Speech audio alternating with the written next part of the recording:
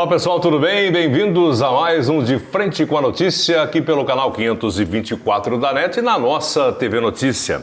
Aqui o programa sempre dedicado a política e negócios. Hoje eu tenho o prazer de receber aqui o Rafael de Barros, ele que é secretário de Desenvolvimento Econômico aqui da cidade americana e a gente vai falar a respeito, obviamente, de negócios aqui na nossa cidade. E aí, Rafael, como é que vai? Tudo bem?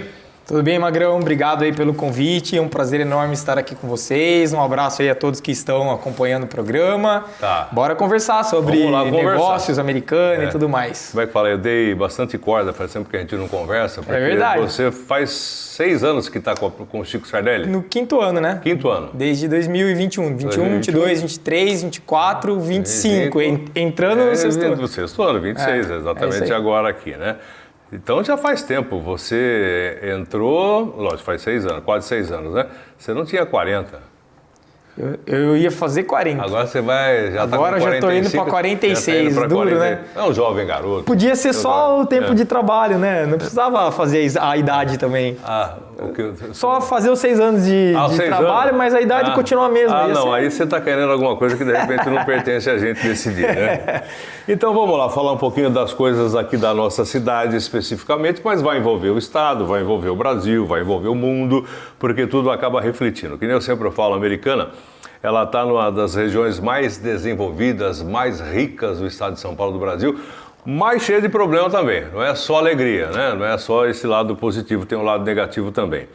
E a gente começou, por exemplo, eu estava vendo aqui inclusive agora, você começou o governo junto, a gente estava numa pandemia. A gente estava numa pandemia. Brabíssima. Eu gostaria que de repente você partisse daí, porque você devia estar com alguns planos que no mínimo foram adiados e alguns acho que até foram substituídos depois da pandemia, 2020, 2021, né? E você já assumindo como secretário no governo Chico Sardelli. Magrão, isso é uma lembrança importante. Quando a gente começou em 2021, né, todo mundo tinha aquela crença de que a pandemia ficou em 2020, né, porque tinha sido aquela primeira onda, agora é hora de recuperar, vamos voltar a abrir o comércio e vamos fazer tudo dar certo.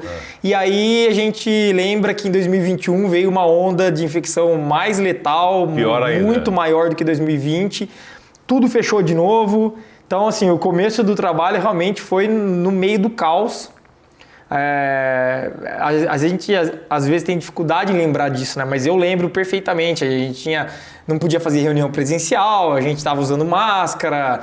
Enfim, foi bem complexo esse começo de trabalho, né? E aí, imagina, era a minha primeira experiência no setor público, né? Eu venho do setor privado.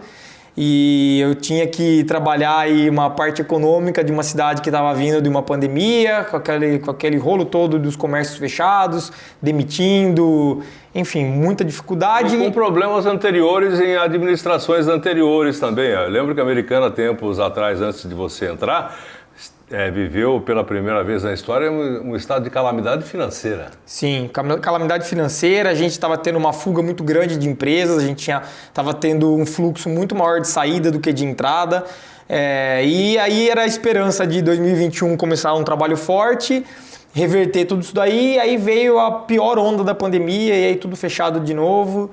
E aí a gente tinha que ter alguma saída para isso, né, para atender aí a economia de Americana. Isso acabou, por incrível que pareça, pautando algo muito legal do nosso trabalho, porque como não tinha como fazer visitas, não tinha como funcionar absolutamente nada, e eu também, como eu disse, era minha primeira experiência no setor público, né? O que me veio à cabeça na época? Falei, cara, eu preciso movimentar acontecer alguma coisa. A cidade a ponto de preparar a economia para quando a gente de fato voltar a funcionar com tudo, para que a gente tenha uma recuperação o mais rápido possível, né? E aí foi a época que eu tive a ideia de criar o Comitê de Retomada Econômica. Então, nesse tempo, qual foi a ideia? A ideia foi entrar em contato com os presidentes das principais instituições da cidade, seja de educacional, seja comércio, indústria, né? Então a gente está falando aqui de a Sinditec, a CIA, Ciesp, Sebrae, a gente está falando de sindicatos também, sindicatos, trabalhadores. E nessa época eu conhecia pouco cada um deles, né? Eu não tinha muito contato ainda com esses presidentes nem nada. Acabei mandando um convite informal via WhatsApp mesmo para que eles participassem, que a ideia era a gente se reunir para pensar essa retomada da cidade de Americana, né? E acabou sendo muito legal, a gente fez algumas reuniões online, mas estavam todos presentes. E naquele momento, eu falei, bom, eu sempre tive esse pensamento, né? Que o poder público ele tem que se aproximar de quem está na ponta, principalmente na parte econômica. Eu tô lá dentro da secretaria, eu não tô na ponta, no dia a dia da indústria, do comércio, então eu tenho que ouvir quem está para saber exatamente o que eu tenho que fazer, né? Então, o Comitê de Retomada Econômica, na época, a proposta foi, eu passei para eles na primeira reunião, que eu ia fazer 3 perguntas para eles. O que nós poderíamos fazer dentro da economia de Americana para que o retorno da economia pós-pandemia fosse o melhor possível? Então essa era a primeira pergunta. O que fazer? Segunda pergunta, o que a prefeitura poderia fazer para contribuir para esses itens? E a terceira pergunta, o que vocês podem fazer para contribuir com esses itens? E aí eles me mandaram as respostas. E aí eu compilei as respostas, vi o que mais se repetia, o que acontecia com maior frequência nas respostas, e disso a gente formulou um documento com 25 itens, que era o documento oficial do Comitê de Retomada Econômica, e a gente praticamente cumpriu os 25 itens ao longo de 2021. Além de movimentar muito a economia da cidade, a gente conseguiu unir as instituições, o que foi muito bom, porque até hoje nós somos unidos. Isso é um diferencial. Quem vem de fora e participa de uma reunião das principais instituições da cidade sempre deixa muito claro isso, que é legal de ver a união entre as diferentes instituições americanas, como a gente se ajuda e trabalha juntos para o bem da cidade. Isso aí um pouco veio do Comitê de Retomada Econômica. E outra coisa muito legal, que na época a gente ganhou um prêmio, com 6 meses de trabalho dentro da Secretaria de Desenvolvimento Econômico, nós ganhamos um prêmio no governo do estado, de melhor programa de desenvolvimento econômico do estado de São Paulo nesse pós-pandemia. Então o Comitê de Retomada Econômica foi premiado na época. Então isso aí deu bastante dinamismo para as nossas ações, né? E como eu disse, uniu muito as instituições para que todas trabalhassem sem ego, sem eu fiz ou eu fiz, não, todo mundo fez e todo mundo entregou para a população americana. Então, você vê, uma situação que era extremamente ruim e complexa, a gente acabou transformando em algo positivo aí, que até hoje rende frutos para a cidade. Tá, a gente voltou lá na época da pandemia exatamente porque eu quero fazer essa pergunta. Você deve ter números na cabeça, o número do desemprego nessa época, 21, 22, de indústrias instaladas na cidade, o comércio, como é que estava, a prestação de serviços. Isso aí 21, 22, né? Mais ou menos. Depois a gente vai chegar agora em 25. Eu gostaria que você fizesse uma comparação. Por exemplo, 2021, 22, depois da pandemia. Acabou a pandemia, tal, chegou aí o Rafael de Barros com esse projeto, todo mundo participou e a cidade realmente começou a movimentar. Pandemia, todo mundo parado, quem é que não lembra, né? Sim. Do que aconteceu aqui no Brasil e no mundo todo, né? Você pode contar para mim, por exemplo, a quantidade de empregos naquela época do desemprego, a quantidade de indústrias do comércio e também prestação de serviços e fazer um comparativo agora em 2025 para 2026, que não dá para fazer praticamente nada ainda, porque nós estamos em março, certo? Sim. Magrão, a destruição da economia mesmo, ela aconteceu em 2020. 2020 eu lembro até, né, que eu sou empreendedor também e eu tinha 2 empresas em 2020. Qual que era a sua empresa? As empresas? Eram 2 empresas de serviço. Eu tinha uma clínica de recuperação física e tudo mais, fisioterapia e tudo mais, e tinha também uma academia de crossfit. Uhum. E as 2 eram serviços e as 2 estavam proibidas de funcionar. A de fisioterapia, depois de um tempo, até foi liberado, mas era muito restrito e tudo mais. E eu lembro de eu ter ficado assim em março, abril de 2020, cara, várias noites sem dormir. O que eu vou fazer? Porque, assim, eu graças a Deus, eu sempre fiz uma boa gestão financeira, principalmente, eu tinha reserva, né, minha própria das empresas, eu nunca misturei a minha própria reserva com a das empresas, e as empresas tinham reserva para suportar alguns meses aí de queda, mas a gente não tinha nenhuma previsão de quando que isso vai voltar, quando que vai acabar, quando que eu vou poder voltar a operar normalmente, né? E as contas chegavam, o aluguel chegava, energia chegava, telefone, internet, todas as contas chegando. No dia a dia. E eu lembro do desespero que foi, assim, ficar várias noites sem dormir, pensando como que eu ia resolver isso. E então a destruição mesmo da economia aconteceu em 2020. Você acabou fechando? Graças a Deus, não. As duas empresas estão até hoje funcionando, operando muito bem. Com você? Comigo. Com a sua administração? Sim. A clínica, assim que eu entrei no governo Chico, né, para assumir a Secretaria de Desenvolvimento Econômico, eu repassei para um primo e até hoje eu vou lá e continuo atendendo e tudo mais. Não dá para se dedicar 100%? Não, porque a clínica em si demandava 12 horas por dia de mim. E eu não tinha como ficar lá e aqui, né? Não tinha como. Então eu tinha que tomar uma decisão. E aí eu chamei um primo meu que é fisioterapeuta, que trabalhava em São Paulo, e ele veio para cá e toca hoje a clínica até hoje. E eu continuo indo lá e continuo atendendo e tal. Mas enfim, as duas empresas estão saudáveis até hoje. Passou pela turbulência maior da pandemia, mas... Então, voltando ao panorama de Americana... Emprego, indústria, comércio e prestação de serviços. A grande destruição de empresas e de empregos aconteceu em 2020. Em 2021, o começo estabilizou. Quem sobreviveu em 2020 dificilmente demitiu ou quebrou em 2021. Então, em 2021, a gente teve, na verdade, a retomada da economia. Mesmo com a pior onda de todas, a gente já tinha sofrido aquele baque inicial. Né, que era, cara, o que eu vou fazer com os meus funcionários? Eu não tenho caixa para ficar pagando todos eles e tal.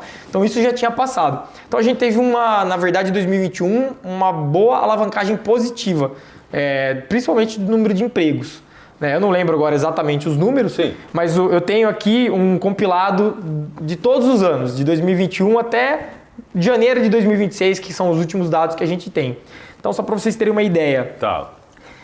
De 2020, vamos falar assim, do começo do mandato do Chico, onde eu também assumi como secretário de Desenvolvimento Econômico até agora, dados oficiais, tá? A gente não está falando de, o Rafael que falou, CAGED, números oficiais de emprego.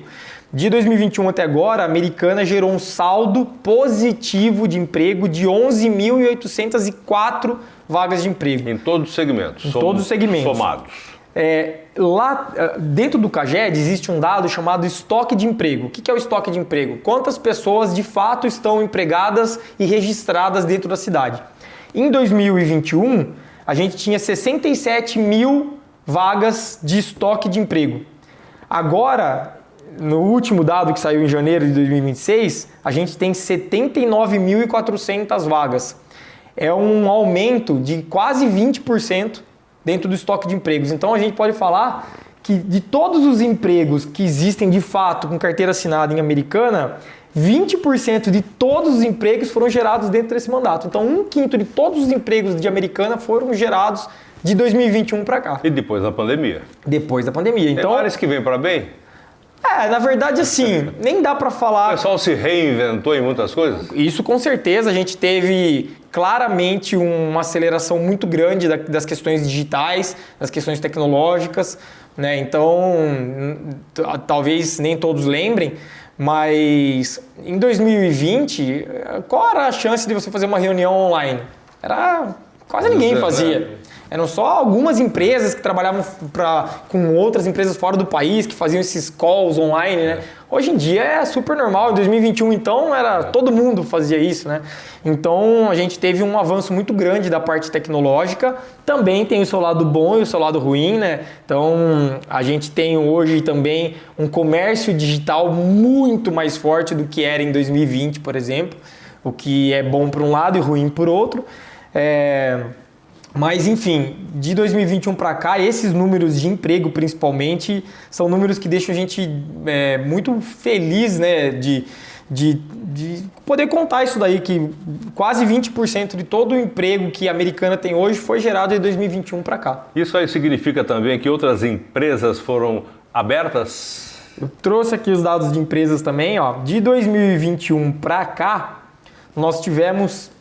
Isso é um dado que todo mundo assusta quando a gente fala. Nós estamos falando de 5 anos completos, né? Você está falando aqui de indústria, comércio e prestação? Todas as empresas. Tá. A gente teve, de 2021 para cá, ou seja, em 5 anos, 36.725 empresas abertas nesse período. Em Americana, 36 mil. Além daquelas que já... Aí dessas... Abertas, isso, novas. Isso, dessas ativas, a gente tem hoje, de 2021 para cá, novas empresas ativas, 25.389, o que corresponde a 70% das empresas. Então, de todas as empresas que abriram de 2021 para cá, 70% estão ativas, 30% não estão mais ativas. Né? Então, é um número muito grande, porque as pessoas acabam se pautando em coisas pontuais, né? Em anúncios que a gente faz, mas a gente faz um anúncio a cada 2 meses, mas a economia ela está girando, né? Tem empresa abrindo e fechando o tempo todo. E tem aquela história que muita gente fala, e eu até concordo, né? Mas pelo número que você está me passando agora, é uma verdade relativa, que as empresas, pequenas e médias empresas que abrem, normalmente grande parte delas fecham 2, 3 anos depois. Aqui você está falando de 5 anos, 70% das empresas que foram abertas continuam abertas. Continuam ativas. Empreender não é para qualquer Magrão. É muito complicado. A gente tem, dentro da Secretaria de Desenvolvimento Econômico, a Americana é uma das poucas cidades, por exemplo, que tem 2 postos do Sebrae aqui. O Sebrae, ele está dentro da Secretaria de Desenvolvimento Econômico justamente para dar suporte aos empreendedores e muito para capacitar quem está pensando em empreender. Porque quando a gente tem a ideia de empreender, a gente normalmente só pensa na parte positiva. A gente pensa no produto, no serviço, onde que vai ser o ponto, qual que vai ser a fachada, mas a gente não entende que aquilo ali, o visível, é só a pontinha do iceberg. Dali para baixo você tem toda a questão de gestão, questão de marketing, como você vai fazer para vender, como que você calcula preço. Então, assim... Como é que você vai contratar, como é que vai pagar os impostos municipais, estaduais, federais, trabalhistas e tudo mais. Que só aumentam, né? Que só aumentam, né?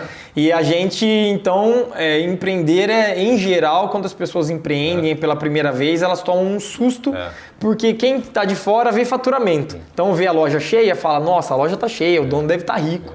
Mas, em geral, a margem de lucro, que é o que importa, né? Não é o faturamento que importa. O que importa, de fato, é a margem de lucro, que é o que sobra de dinheiro no final do mês. Normalmente, essas margens são muito apertadas. Né? Para todos os segmentos. Para todos os segmentos. E quanto maior o segmento, normalmente menor a margem. Né? A gente pode pensar, por exemplo, no setor de supermercados, que as pessoas até tá tendo essa discussão de escala 6x1, vamos acabar, não sei o que e tal, porque as pessoas... Depois a gente vai falar nisso. As pessoas tendem a pensar o seguinte, não, mas pô, você vê supermercado toda hora que você vai lá tá lotado. Realmente tá lotado. É um setor que fatura bastante, mas sabe qual que é a margem de lucro do mercado? 5, 6%? De 2 a 5%. De 2 a 5%. A maioria opera em 3%. Sabe o que é 3%?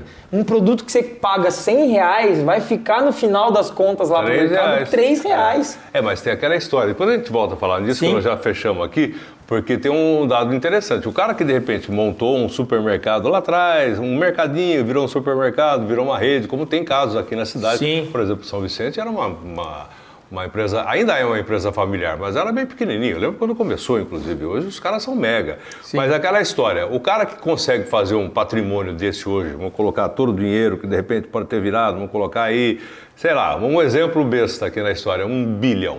É muito dinheiro, muito, né? Pode ser, mas vamos lá, 1 bilhão. Se você tem esse dinheiro todo, com trabalho e tudo mais, você vai fazer uma história no mercado financeiro, 1%, 1,5%, 2%, mais ou menos perto disso, dependendo do volume de dinheiro, obviamente. E do risco. É maravilhoso. E do risco, né? E do risco que você tem. Agora, você trabalhando, dando emprego para muita gente, pagando imposto estadual, municipal, federal, você consegue 5%.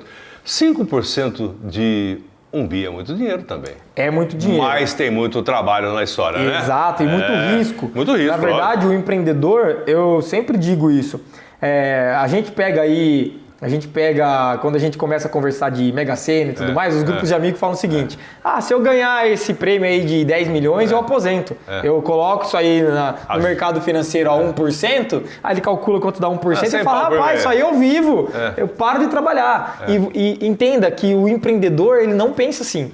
O empreendedor, ele vai pegar esse dinheiro, ele vai transformar em mais negócio. Ele está arriscando o dinheiro dele. Esse pessoal todo que as pessoas tendem a achar que ele é o vilão e tudo mais, ele poderia estar muito tranquilinho na casa dele, rendendo dinheiro no mercado financeiro lá. Eu sempre falo aqui na rádio, você sabe quem está aqui no jornal já há muito tempo, né?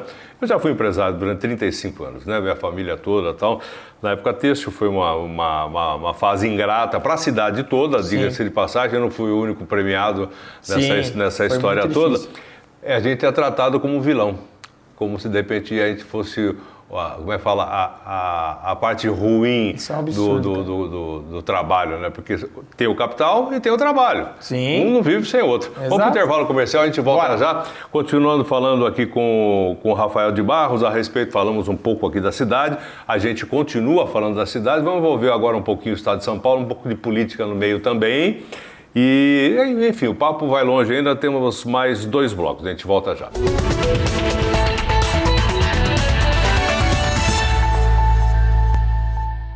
Ok, de volta aqui com De Frente com a Notícia, canal 524 da NET, também pelo YouTube, aqui pelo Grupo Notícia. Estou aqui com o Rafael de Barros, ele que é o secretário de Desenvolvimento Econômico. Ele estava falando agora aqui, a formação do Rafael, você é fisioterapeuta. De formação, sim, Magrão. O que você foi fazer na Prefeitura de Americana? Essa história é legal, Magrão, porque... eu sou fisioterapeuta de formação, com pós-graduação em fisioterapia esportiva, eu sou sócio fundador da Sociedade Brasileira de Fisioterapia Esportiva, trabalhei muito tempo com coluna, até hoje eu trabalho na verdade, mas em 2013, na verdade, quando começaram as manifestações aí... 20 centavos. Exato. Contra a Dilma e tudo mais, eu acabei me apaixonando pela questão política, eu participei ativamente dessas manifestações. E 2014, 2015, eu vivi muito isso daí. Em 2016, depois de ter tudo terminado, né, eu senti falta de entender mais a fundo por que não estava dando certo o Brasil, né, não só no superficial que a gente acaba vendo, mas entender de fato. Porque há tanto tempo que o Brasil não dá certo. Em 2017 eu comecei do nada a fazer uma pós-graduação em economia. Eu fiz uma pós-graduação, minha família não entendeu nada, né? O que o Rafael vai fazer pós-graduação em economia?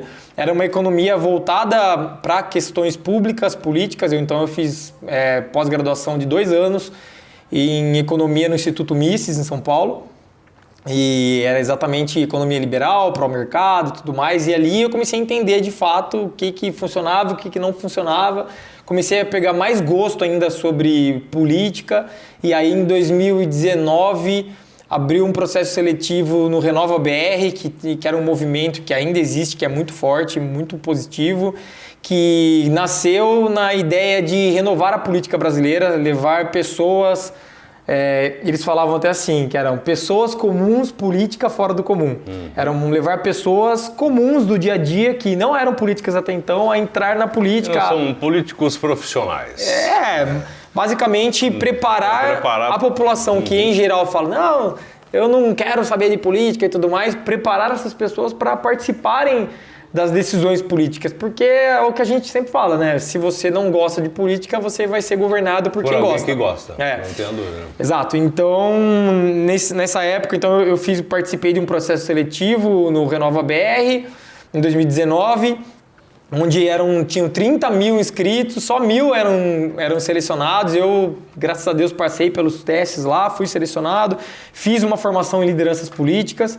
No final da formação em lideranças políticas, os melhores alunos foram convidados a participar de um módulo avançado, onde eu tinha que escolher o setor que eu gostaria de me especializar, e eu escolhi desenvolvimento econômico, porque eu já estava vindo pós em economia e tudo mais. Então eu fiz essa formação e foi depois disso que o Chico acabou me convidando para assumir, na época, a unidade de desenvolvimento econômico. Era uma unidade dentro da Secretaria de Planejamento, então eu não comecei de fato como secretário.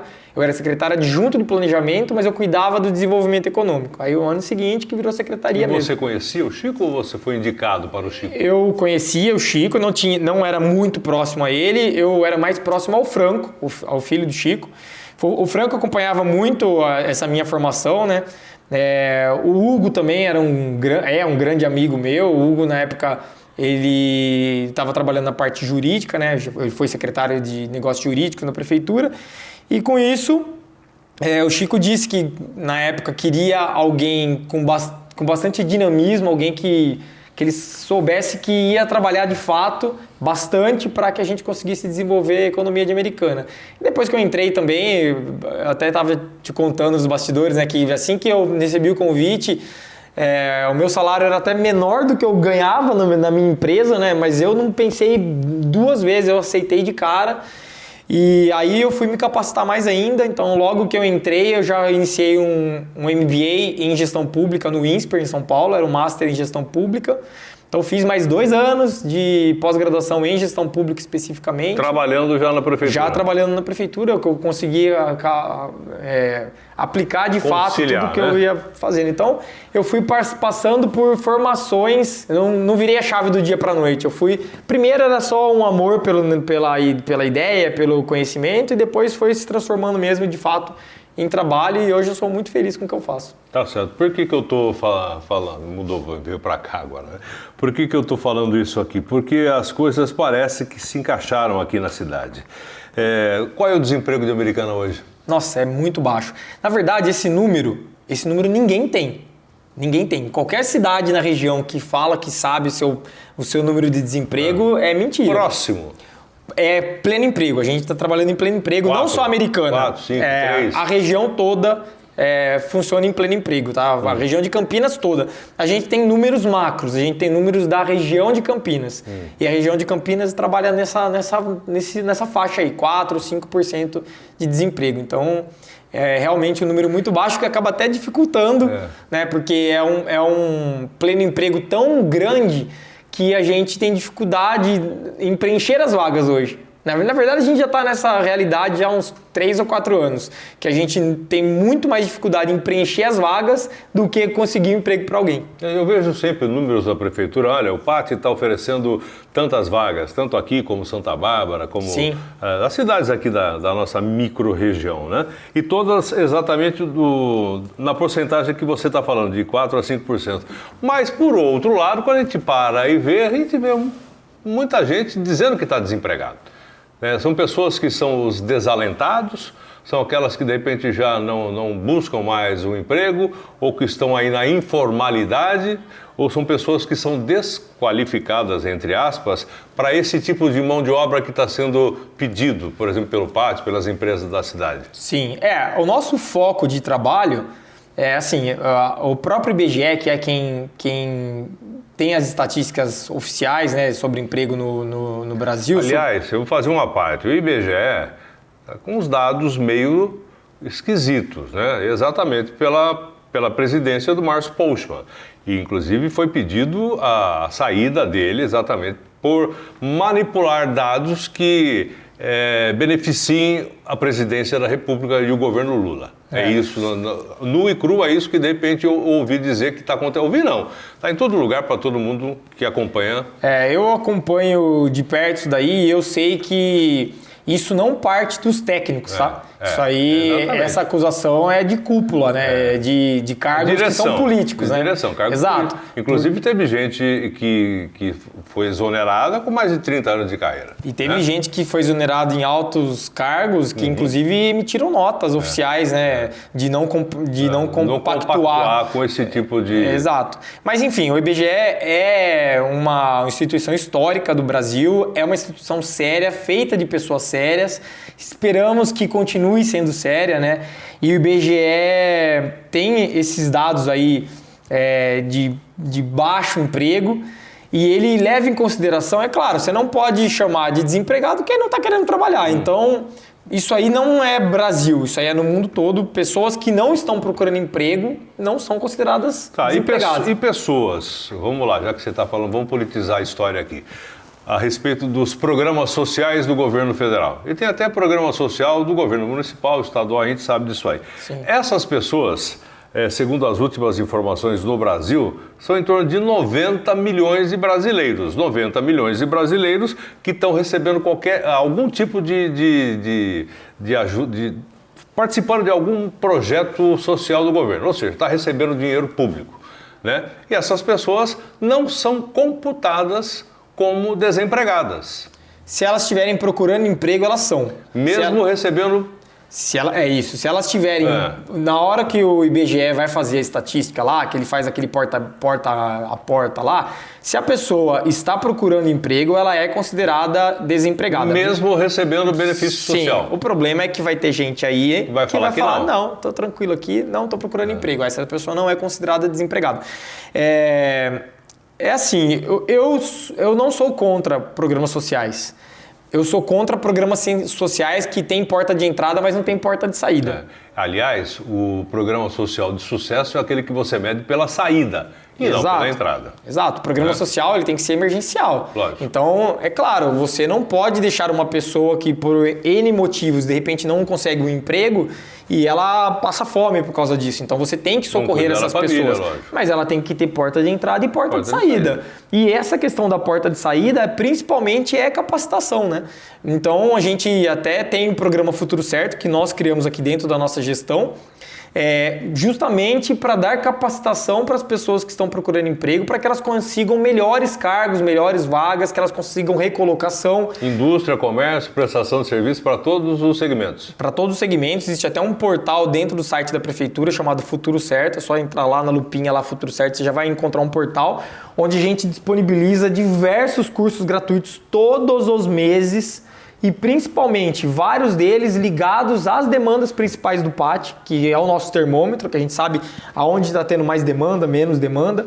Então, essa questão da capacitação ela é essencial, porque a falta de capacitação e a dificuldade em preencher vagas da economia também se torna um gargalo da economia. Tem empresa que acaba não crescendo porque não consegue preencher suas vagas. Tô vendo e ouvindo um monte de empresa falando sempre a mesma coisa. Olha, não tem mão de obra. E muitas vezes não tem mão de obra. Tem algumas pessoas procurando emprego, mas elas não têm capacitação para assumir as vagas. Qualificação para assumir. Por isso que esse programa de capacitação ele vem funcionando bastante nos últimos anos. Não, resolvemos todos os problemas? De forma alguma, mas a gente vem trabalhando forte para dar capacitação à população para que elas consigam, de fato, preencher essas vagas, para que a gente consiga reduzir ainda mais o número de desempregados que não conseguem emprego, porque também tem o desempregado transitório, né? O cara perdeu o emprego, mas já ele consegue outro emprego, né? O problema são as pessoas que estão desempregadas e não conseguem 6 meses, emprego, 2 anos. muitas vezes por falta de capacitação. A gente vem trabalhando muito forte isso com todos os parceiros. O programa Futuro Certo não envolve custos para a prefeitura. A gente basicamente é o elo entre as instituições de capacitação, empresas e sociedade. Então a gente identifica o que as empresas estão precisando, a gente entra em contato com as instituições de capacitação, e aí a gente pode falar Senac, as universidades, FATEC, a gente pode falar do Senai, diversas instituições americanas que entregam capacitação, na maioria das vezes gratuita. Então a gente faz esse elo entre a economia, essas instituições, e entrega dentro do nosso portal essa divulgação para a população, onde ela pode achar facilmente esses cursos, para que elas possam se capacitar e alcançar melhores empregos de quem não está arrumando emprego, para que consiga arrumar seu emprego. Tá certo. Bom, você que está chegando agora, esse aqui é o Rafael de Barros. Ele tem 45 anos para 46, contei. Secretário de Desenvolvimento Econômico. O Rafael, me fala uma coisa. Hoje em dia, as coisas estão interligadas, principalmente internet, TI, enfim, as coisas estão de uma maneira que a mão de obra está sendo substituída por plataformas, pela robótica. Você sabe melhor que eu dessa história. Como, de repente, encaixar essas novas gerações que vão chegar nesse mercado de trabalho, já que daqui a pouquinho a gente vai ter robô em casa, né? Algumas casas já tem. A indústria já tem a robótica, enfim, muita tecnologia chegando e tirando mão de obra. Alguns empregos estão sumindo, mas outros estão aparecendo, é isso? É isso. Essa sua última frase ela é extremamente importante. Na verdade, a tecnologia ela elimina alguns trabalhos, Sim. Elimina, mas ela cria outros. Porque você precisa de pessoas para conduzirem essa tecnologia, né? A tecnologia cada vez mais demanda mão de obra, né? Só que é mão de obra qualificada, né? Então, isso aí é curso técnico ou é universidade? as duas coisas. Você tem, por exemplo, essas empresas de tecnologia, elas demandam muitos engenheiros, ou seja, graduação, universidade, mas elas demandam muitos técnicos também, né? Então, você tem um novo grupo de mão de obra que a economia necessita, que até 5, 6 anos atrás não existia. Então você tem uma substituição. Mas é uma substituição meio que natural, porque se você pegar até outros países mais desenvolvidos, então vamos pegar, por exemplo, os Estados Unidos. Os Estados Unidos já vive esse apagão de mão de obra básica já há muito tempo. Quem mora lá sabe, não existe, por exemplo, empregada doméstica nos Estados Unidos. É uma coisa que praticamente não existe. É extremamente caro, né? Então você teve já uma migração de trabalhos para outros setores. É o que está acontecendo aqui. Então, assim, talvez a gente em algum momento tenha robôs trabalhando em casa, a gente tem equipamentos, a gente tem tecnologia substituindo alguns trabalhos manuais, mas você gera emprego e novos trabalhos em outros setores. Então, eu acho que o pulo do gato é a gente capacitar a população para assumir esses novos postos. E eu digo mais que a molecada que está chegando no mercado de trabalho, ela já está nesse novo mundo, né? A gente já tem a geração que não nasceu no analógico, Sim. Ela já nasceu no digital. A minha geração talvez seja a última geração aí que viveu o mundo analógico e entrou no digital, teve que se adaptar. Então a sua geração, a minha geração... A minha está passando apertada até hoje para brigar aqui com o smartphone. Exato. Então a gente passou por essa transição. Nós somos... Antes do analógico, nós somos os valvulados. Exatamente. Na época da válvula. Exato. E essa nova geração que vem aí, ela já vem meio que capacitada ou já entendendo que o mundo é digital. Mas você sabe que nessa história de resgatar algumas profissões, vou fazer aqui uma colocação, ver se você concorda. Os futuros, não digo milionários, tal, mas pessoas que vão se dar bem na vida serão aí pedreiros, eletricistas, pessoas que hoje em dia não ocupam uma posição de destaque na sociedade, mas que estão cada vez mais sendo requisitados e cada vez sendo tendo status e também sendo valorizado o seu trabalho? Magrão, eu gosto muito do livre mercado por causa disso. O livre mercado, se os governos não interferirem no mercado, ele meio que se regula. Baseado o quê? Em escassez. Então, por exemplo, a gente teve décadas para trás uma corrida para as universidades. Então, a minha geração é uma geração onde grande parte das pessoas fizeram curso superior e os pais não fizeram. No meu caso, por exemplo, meu pai e minha mãe não têm curso superior. Eu tenho.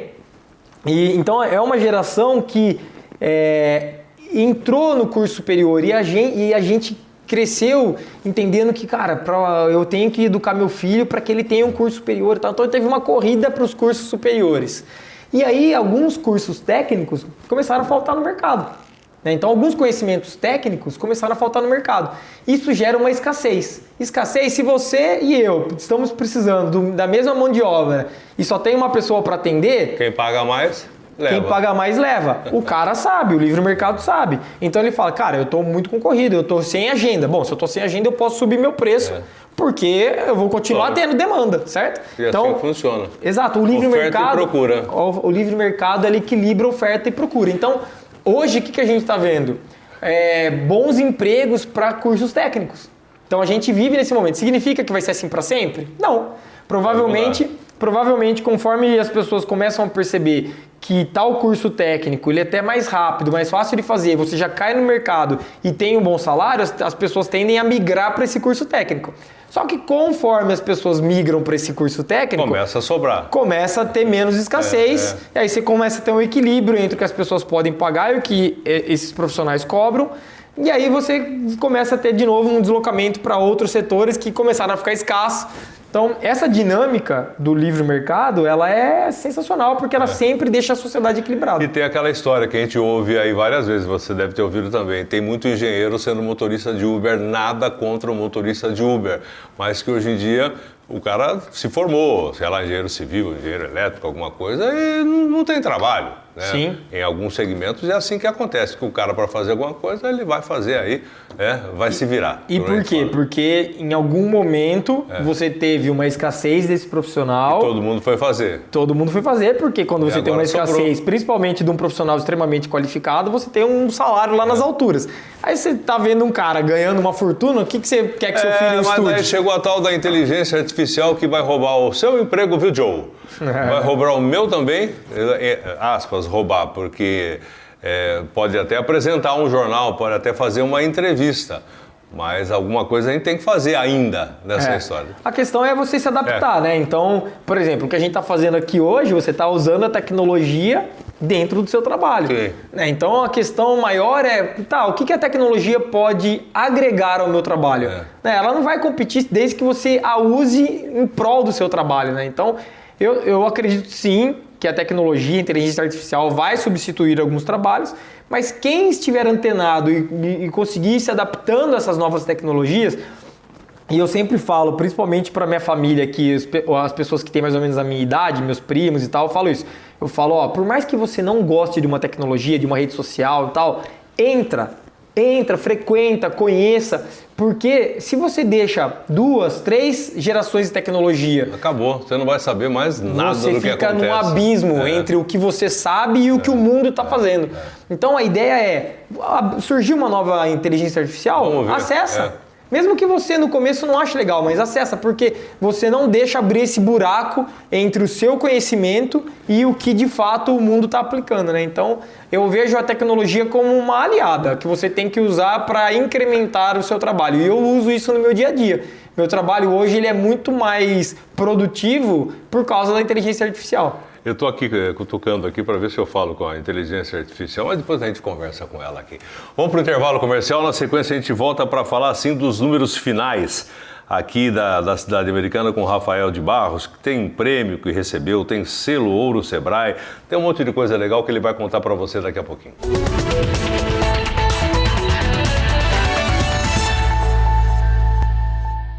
Estamos de volta aqui pelo canal 524 da NET, aqui na nossa TV Notícia com o Rafael de Barros, ele que é secretário de Desenvolvimento Econômico.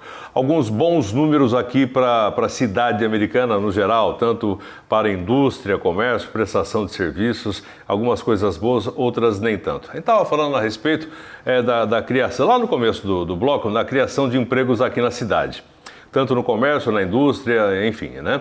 Mas a gente tem aqui um gap, é o buraco do centro da cidade, que não é só de Americana esse problema. A gente vê outras cidades, por exemplo, o centro de São Paulo agora vai ser transformado porque o comando da cidade volta para o centro da cidade, mais uma vez, é uma história do Tarcísio, que para fazer a coisa movimentar, Cracolândia, esse tipo de coisa, porque onde o Estado não está, você sabe que a coisa realmente desanda. Sim. Tem aqui a cidade de Campinas, tem a própria cidade de Limeira, várias cidades onde a linha do trem passava, a cidade se formava, o pequeno centro e tal. A Americana hoje, por exemplo, tem 5, 6 centros.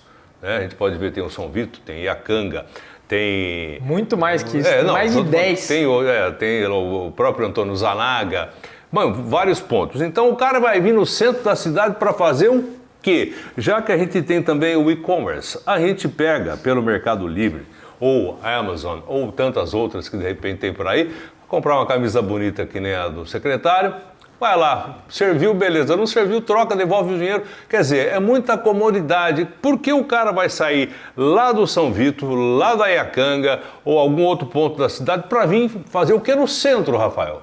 alguma coisa tem que acontecer para atrair a população de volta, né, para o centro da cidade, já que esse é um problema. Mas a cidade, no geral, vai indo muito bem, como você me disse aí, a respeito da geração de empregos. Mas alguma coisa tem que ser feita com o centro. E aí? Sim. Essa é uma questão complexa, que, como você mesmo disse, Magrão, não é só a Americana que passa por isso. Na verdade, qualquer cidade que seja um pouco maior, ela passa por isso. Porque é uma questão histórica. Quando você teve lá atrás a criação dos centros comerciais das cidades, as cidades eram menores. O raio entre onde a pessoa morava e o deslocamento até o centro era menor. Não fazia sentido você ter comércio espalhado pela cidade, fazia muito mais sentido você ter um local concentrado. Você vivia numa época onde você tinha muito menos carros, né? Então era uma outra dinâmica. As cidades cresceram, as pessoas passaram a morar mais distante dos centros comerciais. O comércio não é burro, ele entende e começa a ter um acúmulo de pessoas em áreas mais distantes e você fala, pô, acho que se eu abrir um negócio ali, pode ser que eu atenda aquelas pessoas. E naturalmente você vai criando corredores comerciais. A Americana tem hoje, eu cheguei a contar há alguns meses atrás, a Americana tem mais de 12, 13, 14 corredores comerciais muito fortes que abastecem os seus próprios bairros.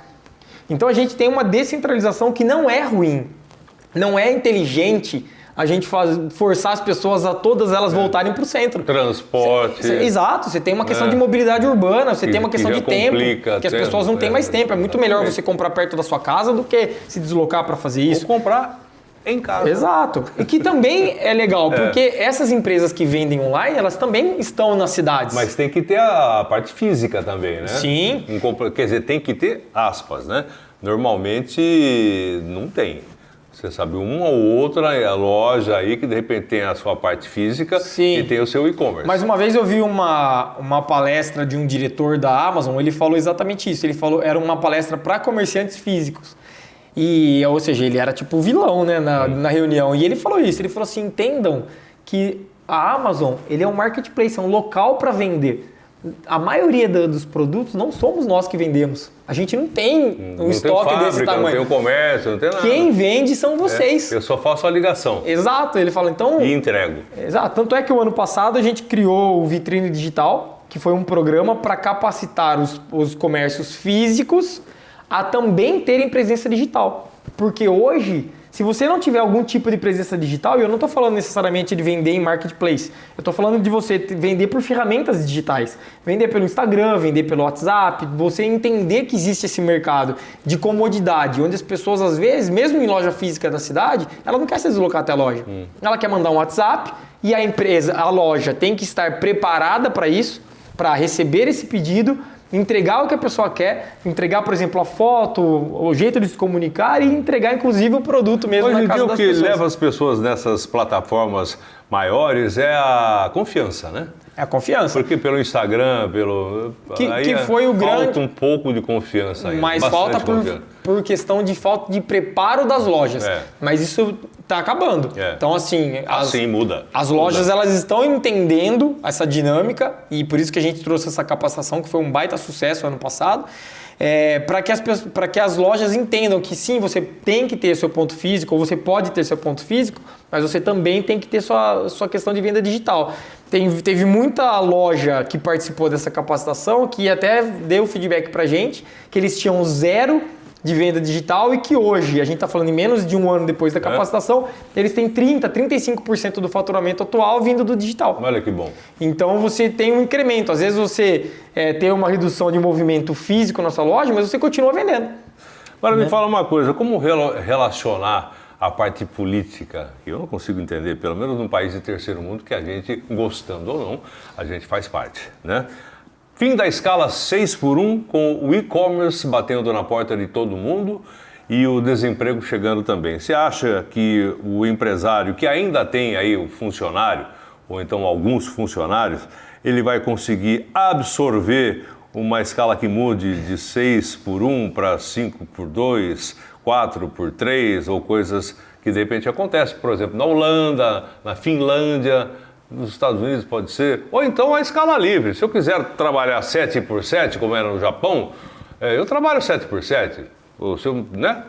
O que você vê? Como é que você relaciona isso? Tudo bem que você está no segmento público, né? Mas no privado você sabe que vai refletir diretamente no público também. Magrão, como eu disse no outro bloco, eu sou um apaixonado pelo livre mercado. Tá. E eu falo o seguinte, ó, essa questão de escala 6x1, 5x2, na minha opinião, essa pauta de se votar isso... É política apenas. É 100% política. Por quê? Porque você, primeiro, você está em ano eleitoral. Então, o que você fala? Eu estou trabalhando pelos trabalhadores. Né? Mas, na verdade, o que acontece? A gente ainda não tem aprovado que o fim da escala 6x1. E o que você está vendo de notícias recentes dentro das redes de supermercado aqui da cidade? Que vão fechar domingo. E que elas vão passar a funcionar 5x2, mesmo sem a lei aprovada. Por que isso acontece? Porque eles estão olhando o seguinte, olha, eu não estou conseguindo contratar... Também tem essa, né? Não tem a mão de obra que eu preciso. Eu não consigo contratar porque quando eu falo que eu vou pagar, o quanto eu vou pagar e a pessoa sabe que ela vai trabalhar numa escala 6x1, a pessoa recusa o emprego. Ela prefere outro emprego que seja 5x2. Ou seja, não precisa o governo obrigar ou proibir esse tipo de coisa. Ele próprio se regula. O próprio mercado vai se regular, porque ele vai entender o seguinte, cara, às vezes vale a pena eu trabalhar em outra dinâmica, voltar para o 5x2 e dar 2 dias de descanso para o meu funcionário, porque aí eu vou conseguir reter esse funcionário. Não precisa o governo proibir, punir... Mas tem outro detalhe também, já disseram que vão fechar os domingos, né? Porque aí tem consequências, certo? E a consequência faz parte do livre mercado. Então você tem a liberdade para tomar decisão, mas você tem a obrigação de colher o resultado. É aquela história, tem direitos, mas tem deveres. Exatamente. Então, beleza. A própria demanda dos funcionários de, a gente não quer mais... Isso eu não estou falando de sindicato nem nada, estou falando a dinâmica natural. Quando você vai contratar e fala que é um 6x1, as pessoas têm mais resistência, porque ela quer ter um pouco mais de descanso. Ok, se você está percebendo que você está tendo uma dificuldade para contratar, naturalmente você vai pensar em migrar para o 5x2. Mas a conta precisa fechar. Então, de repente, a gente está dando exemplo dos mercados, então vamos continuar usando os exemplos dos mercados.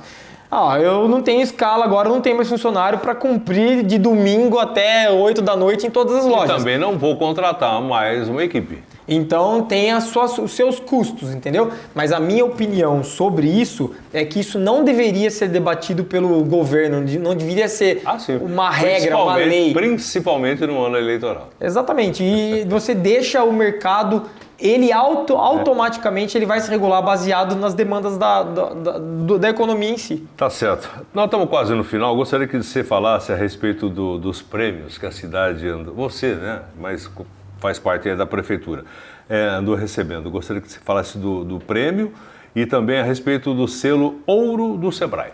São 2 prêmios recentes, a gente está falando aí de 3 meses para cá, a gente recebeu 2 prêmios que deixam a Secretaria de Desenvolvimento Econômico muito orgulhosa. Então, o primeiro foi o selo Ouro do Sebrae. A gente, como eu disse, a gente tem 2 postos do Sebrae aqui em Americana, são poucas cidades no Brasil que tem mais que um posto do Sebrae, tem muita cidade que não tem nenhum. Nós temos 2 e nós recebemos o selo Ouro. Por que tem 2? Porque tem muita pela procura? Demanda e porque a gente foi atrás também. A gente gostaria de não deixar todo mundo vir para a secretaria. A gente abriu um segundo posto lá no Zanaga. Então tem um posto do Sebrae no Zanaga, que atende aquela população. A pessoa do Zanaga não precisa vir até a Secretaria de Desenvolvimento Econômico para ser atendida pelo Sebrae. E não está nada ocioso. Não tem nada ocioso. É o dia todo fazendo atendimento. E a gente recebeu o selo Ouro do Sebrae em questão de nível de atendimento. Então, quantas capacitações nós demos para os empreendedores, a quantidade de atendimento. Então, assim, nosso posto do Sebrae, ele performa muito bem e recebeu um prêmio por isso. Na semana passada, nós recebemos um prêmio de Prefeitura Empreendedora. É um prêmio que eu particularmente tenho como objetivo desde 2021, quando eu soube que existia esse prêmio, eu falava, eu vou transformar o Chico num prefeito empreendedor. E era muito difícil, porque você tem que cadastrar dentro da plataforma que vai dar o prêmio, que é o Sebrae Nacional, que vai dar esse prêmio. Então, a gente tem que cadastrar programas que incentivam, de alguma forma, o empreendedorismo. E a gente vem cadastrando programas ao longo do ano dos anos, e a gente sempre chegava na final, mas a gente não ganhava. E esse ano a gente conseguiu ganhar num pilar muito importante, que é o pilar de simplificação de processos, então da desburocratização. Esse é um pilar que eu gosto bastante e que o Chico Sardelli, nosso prefeito, gosta muito e me cobra desde o começo, para que ele sempre fala nas conversas... Não vamos complicar, vamos facilitar. O Chico sempre fala isso, que na opinião dele, e eu compartilho 100%, que o governo ele tem que ser um órgão que apoia e não dificulta. Então, claro, existem burocracias necessárias, mas a gente tem que deixar a burocracia ao limite do necessário e não além disso. Porque, como a gente disse, quem empreende pensando no que vai vender, no produto, no seu serviço. E tudo isso acaba refletindo na cidade. Exato. E na prefeitura também. Que reflete nesses números. Você tem mais ou menos aberturas de empresas de acordo com a facilidade que é empreender, né? Então, hoje, a Americana, dentro do prêmio, né, várias coisas foram analisadas, mas, por exemplo, nós passamos o ano passado, a gente fez uma atualização de legislação em relação a baixo, médio e alto risco. Então, o que significa isso? Atividades enquadradas em baixo risco, ela tem praticamente um alvará automático e uma fiscalização posterior. Então, a gente permite com que as empresas comecem a funcionar e depois a gente fiscaliza, depois elas vão se ajustando. E a gente passou o ano passado de 80 atividades em baixo risco para mais de 800 atividades em baixo risco. E vocês conversam com o Estado, por exemplo, eu sempre lembro das pessoas que abriam alguma coisa na época, tecelagem, tinturaria. Ora, era uma dificuldade para abrir, depois tinha a CETESB também, que está fazendo o seu trabalho. Mas vocês conversam para facilitar também com o governo do estado e o governo federal? Sim, e esse movimento de Americana foi baseado num programa do governo do estado chamado Facilita SP. Tá. Então a gente aproveitou o programa Facilita SP para mexer em tudo dentro da cidade para tornar mais fácil e mais rápido abrir uma empresa. Então a gente também recebeu o prêmio ano passado, 2 prêmios do Facilita SP. Um exatamente de ter feito esse movimento de desburocratização e o outro que era um prêmio de inovação, porque nós criamos ano passado aqui um programa chamado totalmente digital, chamado Ganha Tempo Municipal, onde o empreendedor entra, se você entrar aí, digitar americana.sp.gov.br, entrar no site da prefeitura e digitar Ganha Tempo, você vai entrar num portal onde você tem todas as informações de forma intuitiva. Até uma criança consegue mexer nele. Principalmente as crianças mexem muito melhor do que a gente. Né? No passo a passo para abrir uma empresa e regularizar sua empresa. Então, esse ganha-tempo municipal, quando a gente criou há 2 anos atrás, eu até falei para o Chico, Chico, eu tenho certeza absoluta que esse programa vai ser premiado. Então, a gente já ganhou um prêmio de inovação no Congresso de Cidades Inteligentes. A gente ganhou do Facilita SP o prêmio de inovação com o ganha-tempo digital. E a gente ganhou esse prêmio de prefeitura empreendedora e um dos principais pilares também era o ganha-tempo digital, que é uma questão de desburocratização, facilitar para quem quer empreender. Além do reconhecimento, esses prêmios trazem alguma coisa financeira, alguma coisa para a cidade? Lá atrás, quando a gente ganhou o prêmio de melhor programa de desenvolvimento econômico do estado, lá na pandemia, a gente recebeu na época 350 mil reais do governo do estado, que a gente aplicou inclusive no Mercadão. Né? Esse dinheiro foi todo aplicado na reforma do Mercadão. Agora, do prefeito empreendedor, a gente não recebe valor em dinheiro, mas a gente recebe muita capacitação, que é cara, inclusive alguns MBAs, para gestores públicos. Então, a gente recebe mais capacitação ainda e programas do Sebrae. A gente vai ganhar também uma presença na Feira do Empreendedor, que é a maior feira de empreendedores da América Latina. A gente ganha um posto lá também para poder apresentar a cidade americana e tudo mais. Então, assim, a gente ganha, além do prêmio, a gente ganha diversas outras coisas que aumentam, melhoram mais ainda o nosso trabalho. Vamos lá, para a gente encerrar, estamos no finalzinho, vou fazer 2 perguntas em uma, né? A gente teve tempos atrás aí, o reflexo deve estar acontecendo ainda, certo que está uma bagunça ainda a história do tarifaço do Donald Trump, porque afinal de contas no mundo globalizado muita coisa que é feito aqui, americana por exemplo, é exportado, então de repente teve reflexo direto nas empresas, até na arrecadação de impostos, quer dizer, uma coisa que puxa a outra, né? E depois para encerrar, o que é que você pretende fazer ainda nesses 3 anos que faltam pela frente junto com o governo Chico? Primeiro, o tarifaço, como é que tá? Bom, nós nos saímos muito bem em relação ao tarifaço, na verdade. A gente participou de algumas reuniões aí, principalmente com os prefeitos aí da Agencamp, né, da Agência Metropolitana de Campinas, da RMC como um todo, né? E tinham várias cidades sofrendo muito com o tarifaço. A Americana também sofreu, porque uma das nossas empresas que mais exportam, que é a Goodyear, por exemplo, ela exporta bastante para os Estados Unidos, então ela teve esse impacto. Mas quando a empresa é americana, no caso da Goodyear, e ela vai mandar um produto para a sua matriz, no caso dos Estados Unidos, também tem problema? Teve problema, porque a tarifa ela é em cima do produto, né? Não é especificamente sobre a empresa. Então, sim, passou por isso e a gente atuou de duas formas. Primeiro, diversificando essa matriz de exportação de Americana, e aí a gente tem números maravilhosos. A Americana é a única cidade da região que tem balança comercial positiva, ou seja, exporta mais do que importa. Nós temos batido recordes de exportação ano a ano. Então, nosso mercado externo hoje ele é muito forte. E especificamente nas empresas que sofreram com isso, a gente sentou e entendeu o que eles sofreram. A gente levou essas demandas ao governo do estado, ao governo federal, para que a gente tivesse alguns ajustes que diminuíssem o impacto dentro dessas empresas. Então, isso aí foi muito importante. A gente tem tido vários eventos, inclusive com as outras instituições. Amanhã mesmo tem um evento no Ciesp para tratar de mercado externo. Então, a gente tem trabalhado bastante esse tópico aí, porque é um novo mercado, é um potencial muito grande de venda e a gente vem trabalhando bastante isso daí em Americana. E a sua segunda pergunta... O que é que você pretende fazer ainda nos últimos 3 anos ainda do governo Chico? A Secretaria de Desenvolvimento Econômico ela não tem um perfil de entregar obras, ela entrega processos. E dentro desses processos a gente vem trabalhando em todos, a gente vem trabalhando bastante a questão do centro, é sempre um foco... Eu sempre falo que assim, 80% do nosso trabalho físico a gente aplica na região central. E a gente está nesse momento montando uma equipe de manutenção periódica da região central, porque hoje a gente depende de outras secretarias quando a gente tem alguma demanda, então a gente pega a demanda, leva para outras secretarias, mas a gente percebeu que pequenos reparos a gente mesmo conseguiria fazer desde que a gente tivesse uma equipe para isso. Então a gente está montando essa equipe, deve ser anunciada em breve, para fazer essa manutenção, mas a gente vem trabalhando muitos processos. O nosso principal objetivo dentro da Secretaria de Desenvolvimento Econômico é deixar a Americana com o melhor ambiente de negócios possível.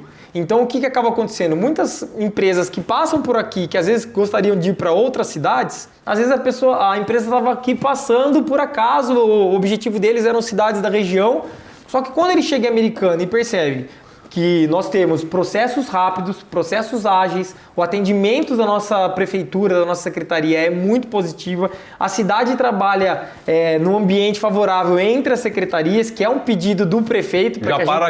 Já para aqui. Então a gente teve diversos casos ao longo desses anos de empresas que não tinham como objetivo principal ficar em Americana e acabaram ficando porque o ambiente de negócios nosso aqui ele é favorável. Então o nosso principal trabalho é justamente melhorar o ambiente de negócio. Eu falava assim para o Chico que é uma comparação simples, mas é uma forma de um clichê, mas que acaba funcionando muito bem. Eu falava, Chico, o que mais importa não é que a gente vá lá atrás de cada uma das abelhas e traga para cá, que seriam as empresas.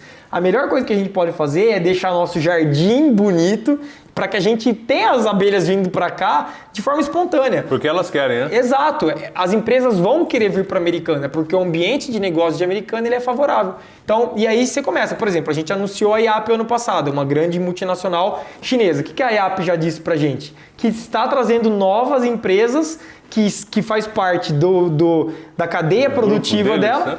Então, o que acontece? Quando a gente consegue trazer uma empresa e a gente mostra que o ambiente de Americana ele é favorável para a prosperidade dessas empresas, naturalmente, outras vêm junto, onde eu não necessariamente, Rafael, tive que ir lá pegar a empresa pegar um avião e ir lá para a China. Tal. Exatamente. Tudo bem, é até bom passear, dar uma volta, né? Mas, enfim, trabalhar o ambiente de negócios é o principal trabalho da Secretaria de Desenvolvimento Econômico e continuará sendo feito. Rafael, bom papo. Faltou bastante coisa para a gente falar, mas não vai faltar oportunidade também nos próximos meses. Esse ano, daqui a pouco, a gente vai focar mais para a política. Vem aí o Franco, que é o candidato da região aqui, juntamente com o Felipe Sanches. Teremos também outros candidatos, mas estou dizendo mais próximo que você está na prefeitura. E o Franco também sai agora, já saiu? Acho que saiu, né? Já saiu, sai dia 4 é o limite. Ele é pré-candidato. Ele é pré-candidato a deputado estadual. Aliás, ele vai estar falando com a gente aqui logo mais também. É um baita pré-candidato, é um cara que trabalha muito, um cara que é essencial para o trabalho e o andamento da eu sempre falo aqui, tudo bem, tem o Franco, que é amigo nosso, tem aí o Felipe e tal, tem várias pessoas, mas a Americana, a nossa região aqui, apesar que a gente vai até Mogi-mirim, Mogi Guaçu, Rio Claro, Limeira, Araras e tal, a gente sabe disso, certo? Mas precisamos de 2 deputados, pelo menos um estadual e pelo menos um federal. Precisamos. E as outras cidades também, vocês que estão aí, porque ficar batendo na porta aí, o cara que é lá de Ribeirão Preto vai levar o dinheiro para lá. Claro. Não vai levar o dinheiro aqui, trazer o dinheiro para cá, para Limeira, Americana. Rafael, obrigado pela participação, pelo papo, a gente volta a falar. Obrigado, eu que agradeço pelo convite aí, um prazer enorme participar aqui com você, estou sempre à disposição, Magrão. Tá certo, é o canal 524 da NET, a nossa TV Notícia. Próximo final de semana, mais um convidado batendo um papo com a gente aqui. Até lá.